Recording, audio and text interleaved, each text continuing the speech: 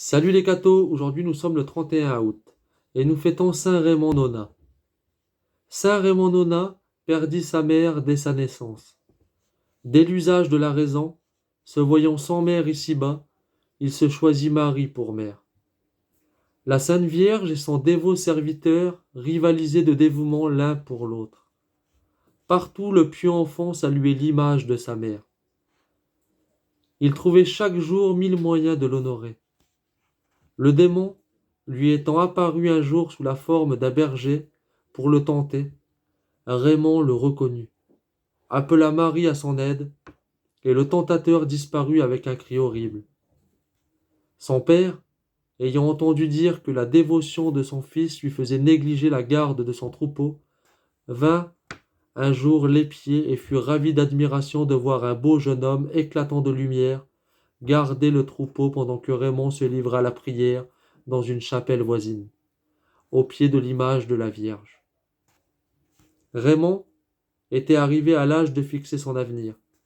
Marie calma ses inquiétudes en lui révélant qu'il devait aller à Barcelone et se faire recevoir dans l'ordre de Notre-Dame de la Merci pour la rédemption des captifs.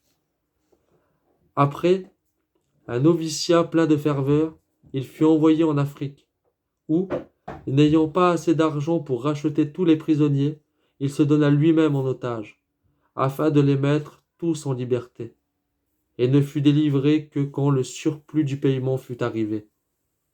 Il souffrit avec joie tous les outrages de la captivité en union avec le Rédempteur des âmes, outragé pour le péché du monde. Un jour, il faillit être empalé pour avoir instruit et converti plusieurs infidèles. Mais le supplice fut changé en coup de bâton. La bouche cadenassée, il chantait encore les louanges divines, ce qui fut attribué à des enchantements et donna lieu à une persécution nouvelle. Après sa délivrance, qui fut moins pour lui un sujet de joie qu'un sujet de tristesse, il fut élevé au cardinalat. Mais, rentré dans son couvent, il y mena la même vie simple qu'auparavant, et ne consentit à changer ni d'habit, ni de logement, ni de genre de vie. Un jour très froid d'hiver, il avait donné son chapeau à un pauvre vieillard mendiant. La nuit suivante, la Sainte Vierge vint, accompagnée de plusieurs saints, déposer une couronne sur sa tête.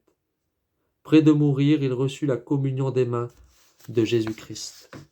Que Dieu vous bénisse, et à plus les cathos!